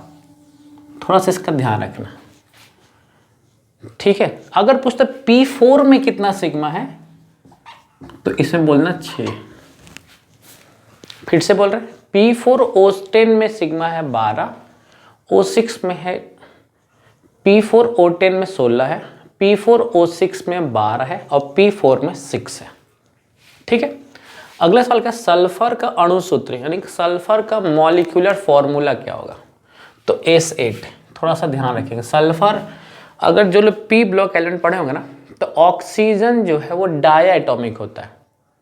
तो अगर ऑक्सीजन का पूछता ना, तो ऑक्सीजन का अगर पूछ लेता तो उसका हो जाता O2, जबकि सल्फर जो है पॉलीएटॉमिक है, बहुआण्विक होता है, तो उसका होता है S8। टी प्रथम कोटि अभिक्रिया, प्रथम कोटि अभिक्रिया का टी आप समझते हो? अर्ध आयु कितना होता है? 0.693 बटा K, 0.693 बटा K। अगर यही सवाल शून्य कोटि के लिए पूछता, 0 ऑर्डर के लिए यही सवाल पूछता, तो इसका आंसर पता है क्या होता? C, इसका आंसर होता है ऐसा, R0 बटा 2K। लेकिन ये आंसर किसका होता है बताओ? शून्य कोटि के लिए 0 ऑर्डर का आंसर ये होता क्या? R0 बटा 2K। लेकिन हमसे पूछा क्या? प्रथम कोटि अभिक्रिया का, तो कितना होता है? 0.693 बटा K, ठीक है। इसका हम derivation already chemical kinetics part 1 में करा दिए, अब जाकर देख लीजिए कैसे आता है।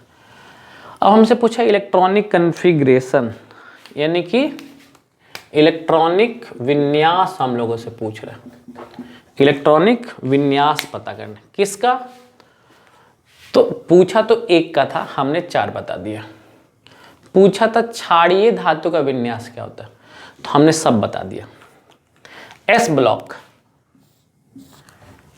का अगर विन्यास पूछता यानी कन्फिग्रेशन पूछता S ब्लॉक का, तो हमारा आंसर होता NS1 से लेके 2 तक,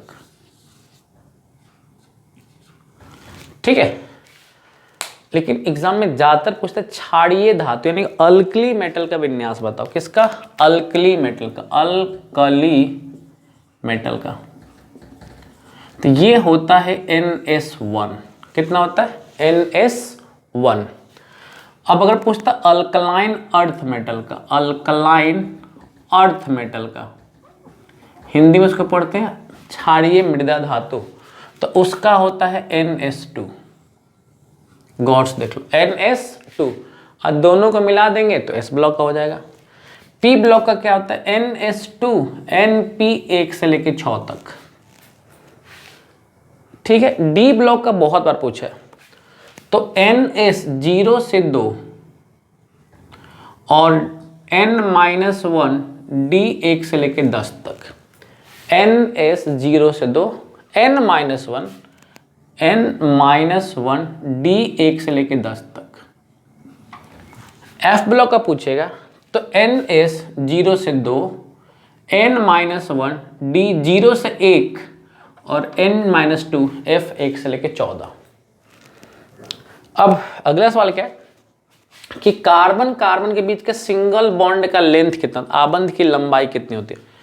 तो 1.54 एंगस्ट्रॉम या 154 पिकोमीटर। डबल बॉन्ड का होता है 1.34 एंगस्ट्रॉम या 134 पिकोमीटर, और ट्रिपल बॉन्ड का होता है 1.20 एंगस्ट्रॉम या 120 पिकोमीटर। ठीक है, अब अगला सवाल क्या पूछ रहा है कि ऑर्गेनिक कंपाउंड मस्ट कंटेन, कार्बनिक यौगिक में क्या होना जरूरी है, क्या होना, कार्बनिक यौगिक किसके बगैर नहीं हो सकता, तो कार्बन के बगैर नहीं हो सकता, और कार्बन के अलावा अगर दूसरा कोई चाहिए तो वो है हाइड्रोजन। ठीक है, अगला सवाल क्या, कैटिनेशन प्रॉपर्टी मैक्सिमम इन, श्रृंखलन गुण सबसे अधिक किसका होता है, श्रृंखलन गुण सबसे अधिक कार्बन का होता है। कैटिनेशन प्रॉपर्टी का मतलब होता है सेल्फ लिंकिंग प्रॉपर्टी। कौन सी प्रॉपर्टी, सेल्फ लिंकिंग प्रॉपर्टी को हम लोग कैटिनेशन प्रॉपर्टी कहते हैं। ठीक है, तो कुछ सवाल और करेंगे, ठीक है, फिर वीडियो को खत्म कर देंगे और फिर सेकंड वीडियो कल देखेंगे। ठीक है ना, आप इसका स्क्रीनशॉट लीजिए, फिर आगे बढ़ते हैं। देखिए अगले क्वेश्चन में, अगला क्वेश्चन एक न्यूमेरिकल है। ये एक रिएक्शन दिया हुआ है, Zn से Zn2 प्लस 2 इलेक्ट्रॉन निकल रहा है, Fe से Fe2 प्लस 2 इलेक्ट्रॉन निकल रहा है। इसमें पता सीखने वाली बात की, हमें यहाँ पर दोनों मेटल का ऑक्सीकरण सेल विभव यानी कि इलेक्ट्रोड पोटेंशियल दिया। अब पता नहीं आप बेसिक चीज जानते हो कि नहीं जानते हो, यहाँ पर दोनों ऑक्सीडेशन कर रहा है यानी ऑक्सीकरण कर रहा है, यानी यहाँ जो सेल पोटेंशियल दिया है दोनों के ऑक्सीकरण का दिया है। ठीक है, और यहाँ नीचे रिएक्शन दिया हुआ है, तो रिएक्शन देख रहे होंगे ना, तो रिएक्शन देख के पता लग रहा होगा क्या कि Zn से Zn2 प्लस बन रहा है यानी इसका ऑक्सीडेशन हो रहा है यानी ऑक्सीकरण हो रहा है, और ये Fe2 प्लस से Fe यानी इसका रिडक्शन यानी किसका अवकरण हो रहा है, यानी एक का ऑक्सीडेशन हो रहा है और एक का रिडक्शन हो रहा है। लेकिन हमारे पास जो डाटा मौजूद है दोनों के ऑक्सीकरण का डाटा मौजूद है ना, लेकिन एक का ऑक्सीकरण हो रहा है यानी एक का ऑक्सीडेशन हो रहा है, दूसरे का रिडक्शन हो रहा है। तो हम एक छोटा सा काम करेंगे, जो भी वैल्यू दिया है ना उसके साइन को बदल देंगे ना तो रिडक्शन वाला हो जाएगा। अब इस रिएक्शन में दिख रहा होगा कि Fe का रिडक्शन हो रहा है, तो हम क्या करेंगे, उसका जो पोटेंशियल दिया उसका साइन को बदल देंगे, तो हमें क्या मिल जाएगा, रिडक्शन पोटेंशियल मिल जाएगा। क्या मिल जाएगा, बेसिक बात समझो क्या बोल रहा है, ये एक रिएक्शन है, इसमें Fe का रिडक्शन हो रहा है और Zn का ऑक्सीडेशन हो रहा है, लेकिन यहाँ जो ऊपर डाटा दिया है ना क्वेश्चन में, वो डाटा जो है ऑक्सीडेशन वाले का है, गलती से दे दिया मान लीजिए, लेकिन एक का तो ऑक्सीडेशन हो रहा है तो उसको छोड़ दो, Fe का तो रिडक्शन हो रहा है ना तो उसका साइन को बदल दो, तो ऑक्सीडेशन वाला किस में चेंज होगा, रिडक्शन में चेंज होगा। और एक फॉर्मूला होता है सेल विभव निकालने का, E oxidation plus E not reduction, यानी ऑक्सीकरण संख्या प्लस अवकरण संख्या का जोड़ देंगे तो सेल विभव निकल जाएगा। तो देखिए इसका कितना दे रखा है 0.76 और इसका कितना देखा -4.2 0.41, तो हमारा आंसर कितना आ जाएगा 0.35 वोल्ट, 0.35 वोल्ट हमारा आंसर होगा। NaCl में Na प्लस का Cn मतलब जो लोग नहीं जानते उसको हम बोलते हैं समन्वय संख्या, समन्वय संख्या। इंग्लिश वाले को तो पता होगा कोऑर्डिनेशन नंबर। तो Na प्लस में NaCl में Na प्लस या Cl माइनस दोनों का जो समन्वय संख्या होता है वो 6 होता है, याद रखिएगा। कितना होता है 6 होता है समन्वय संख्या। Which element not belong to group 17, group 17 से कौन बिलोंग नहीं करता है, तो हम लोग जानते हैं कौन बिलोंग करता है, जान लेते हैं कौन कौन आता है भाई। फ्लोरीन आता है, क्लोरीन आता है, ब्रोमीन आता है और कौन आता है आयोडीन आता है, और कौन आता है, ये 4 तो फेमस है। कैसे याद करेंगे, फिर कल बाहर आई, फिर कल बाहर आई, 80 आंटी TS टसन में, ये एलिमेंट है ग्रुप 17 के। अब इनके अलावा जो ऑप्शन में होगा टिक कर लेना। अब बोले कि सर आप 4 ऑप्शन क्यों नहीं दे रहे, कारण एक है बताओ भाई, ऑप्शन बदल सकता है, हमें एल जो है वो उसको पकड़ लो ना। तो fluorine, chlorine, bromine, iodine, astatine, tennessine, फिर कल बाहर आई आंटी टसन में, फिर कल बाहर आई आंटी टसन में। और इसको हम लोग पता है क्या कहते हैं, हैलोजन फैमिली कहते हैं। क्या कहते हैं इसको? Halogen family. ग्रुप 17 को हम लोग क्या कहते हैं? हैलोजन फैमिली, याद रखिएगा, हैलोजन फैमिली कहते हैं, हैलोजन परिवार। Material used in solar cell, solar cell में यूज किए जाने मटेरियल को क्या कहते हैं? तो सोलर सेल में जनरली सिलिकॉन का यूज करते हैं, तो सिलिकॉन पे टिक कर लेंगे। किसका यूज करते हैं? सिलिकॉन पे। ठीक है, ऑप्शन में अगर सीजियम रहेगा उसको भी टिक कर लीजिएगा। सिलिकॉन का भी यूज करते हैं, सीजियम का भी यूज करते हैं। ठीक है, सीजियम अगर ऑप्शन में तो उसका भी कर लीजिएगा। ठीक है, सिलिकॉन का जनरली हम लोग सेमीकंडक्टर का यूज करते हैं, लेकिन सीजियम का भी यूज कर लेते हैं। अब इस रेट का ऑर्डर ऑफ रिएक्शन क्या होगा? अभिक्रिया की कोटि क्या होगी? अभिक्रिया की कोटि, अभिक्रिया की कोटि। बाबू कुछ नहीं करना, जो भी समीकरण दिया ना, खाली समीकरण दिया है उसकी कॉन्सेंट्रेशन यानी सांद्रता के घातांक को जोड़ दो। तो यहाँ 2 और यहाँ 1 है, तो कितना आ जाएगा? 3। इसके बारे में डिस्क्रिप्शन बॉक्स वो लिंक दे दूंगा वीडियो क्लास में, वहाँ देख लीजिएगा ऑर्डर फ्रैक्शन कैसे निकालते हैं। केमिकल काइनेटिक्स का पार्ट 1 देख लीजिएगा, वहाँ से पता चल जाएगा। Which element kept in water, कौन से तत्व को जल में रखा जाता है? कौन से धातु को जल में रखा जाता है? तो फॉस्फोरस को जल में स्टोर करते हैं। अगर पूछता किसको केरोसिन में रखते हैं, तो सोडियम को। अगर केरोसिन पूछता तो केरोसिन में सोडियम को रखते हैं, लेकिन पूछा क्या जल में किसको रखते हैं, तो फॉस्फोरस को। एम्बिडेंट लिगेंड कौन है? उभय दंती लिगेंड किसे कहते हैं? ऐसा लिगेंड जो केंद्रीय धातु या सेंट्रल एटम के साथ दोनों दिशाओं से बॉन्ड बना सकता है। तो उभय दंती लिगेंड के एग्जाम्पल है NC, CN, isocyanide, cyanide, NCS, NCS, NO2, ONO, ETC। ये कुछ एग्जाम्पल हैं उभय दंती यानी एम्बिडेंट लिगेंड के। ये N से भी जुड़ सकता है, C से भी जुड़ सकता है, N से S से जुड़ सकता है, यहाँ N से, इससे O से जुड़ सकता है। एम्बिडेंट लिगेंड का मतलब क्या होता है? ऐसा लिगेंड जो केंद्रीय परमाणु सेंट्रल एटम से दोनों दिशाओं से जुड़ सकता है। Salt used in Sandmeyer reaction, Sandmeyer reaction में कौन सा सॉल्ट यूज करते हैं? तो नाम याद होगा, diazonium salt, diazonium salt, diazonium लवण, डाईएजोनियम लवण, डाईएजोनियम लवण। ठीक है, लुकास रिएजेंट क्या है? लुकास रिएजेंट, तो लुकास रिएजेंट जो होता है कॉन्सेंट्रेटेड HCl होता है, यानी सांद्र HCl, और एनहाइड्रस ZnCl2 यानी कि निर्जलीय ZnCl2। ये याद रखिएगा, निर्जलीय, या क्या लिखा है? कॉन्सेंट्रेटेड HCl या एनहाइड्रस ZnCl2, यानी कि सांद्र HCl प्लस निर्जलीय ZnCl2 को हम लोग क्या कहते हैं? क्या कहते हैं? लुकास अभिकर्मक कहते हैं। ठीक है, तो आप इसका स्क्रीनशॉट लीजिए, एक बार और कुछ क्वेश्चन लिख के बता देंगे, फिर वीडियो को खत्म कर लेते हैं। ठीक है, आप इसका स्क्रीनशॉट लीजिए, फिर आगे बात करते हैं। देखिए, आखिरी टॉपिक को देख लीजिए, बस आज ये लास्ट है, उसका हम लोग वीडियो खत्म करेंगे और सेकेंड वीडियो कल लाएंगे, जिसको आप जरूर जरूर जरूर जरूर देखिएगा। ठीक है, आपके लिए बहुत इंपॉर्टेंट होने वाला है। पहला सवाल क्या है? मोस्ट बेसिक, सर्वाधिक क्षारीय, इनमें से मोस्ट बेसिक कौन? एक्चुअली एमीन टॉपिक का है, एमीन चैप्टर का है। आपको हम पहले बता दें बेसिक चीज। देखो, अल्काइल एमीन ज्यादा बेसिक होता है, फिर अमोनिया होता है, तब एराइल एमीन होता है। ठीक है, बाकी आप कैंसर में लिखा होगा, देखिए ये दोनों एराइल एमीन है, ये मिथाइल एमीन, ये डाइमिथाइल एमीन है। तो अल्काइल ग्रुप जितना ज्यादा बढ़ेगा बेसिसिटी बढ़ जाता है। शॉर्टकट बता दें, प्लस आई इफेक्ट बढ़ता है तो बेसिसिटी भी बढ़ जाता है।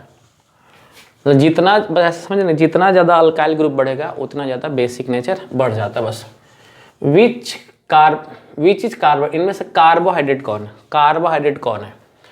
तो लैक्टोस, लैक्टोस एक तरह का कार्बोहाइड्रेट है। एस्पिरिन क्या है? तो एस्पिरिन बुखार की दवा है, दर्द की दवा है, बुखार में आता है, तो ये एक तरह का एंटी पायरेटिक है, दर्द में भी काम आता है। एस्पिरिन का एक तरह का एंटी पायरेटिक है, aspirin is a anti pyretic, ठीक है।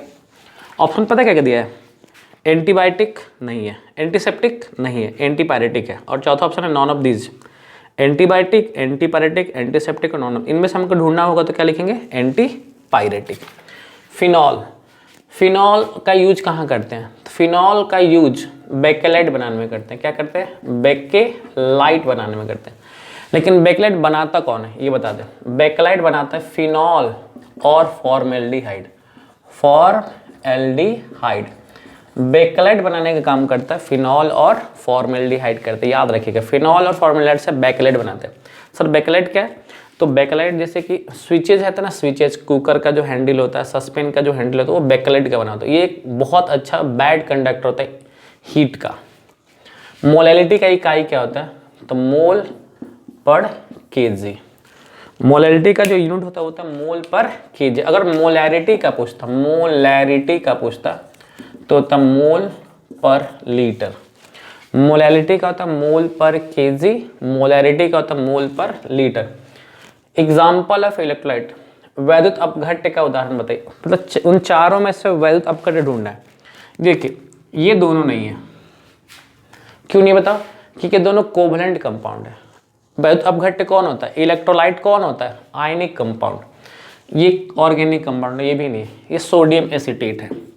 तो इन चारों में जो इलेक्ट्रोलाइट का काम करेगा है sodium acetate, which is insulator. तो इंसुलेटर हमें चार ऑप्शन में ढूंढना है, क्या, ग्रेफाइट, एल्युमिनियम, डायमंड, सिलिकॉन, क्या क्या है, ग्रेफाइट, एल्युमिनियम, डायमंड और सिलिकॉन। इन चारों में ढूंढना है कि इनमें से कुचालक कौन है। कुचालक मतलब किसका, विद्युत का कुचालक, तो डायमंड। डायमंड में हीट का ट्रांसफर नहीं होता है। All ligand are Lewis base, Lewis base, सभी लिगेंड कैसे होते हैं, सभी लिगेंड कैसे होते हैं, लुईस बेस, यानी कि लुईस भस्म होते हैं, लुईस भस्म, ये याद रखिएगा। और पूछा all central atom are Lewis acid, all central atom are Lewis acid.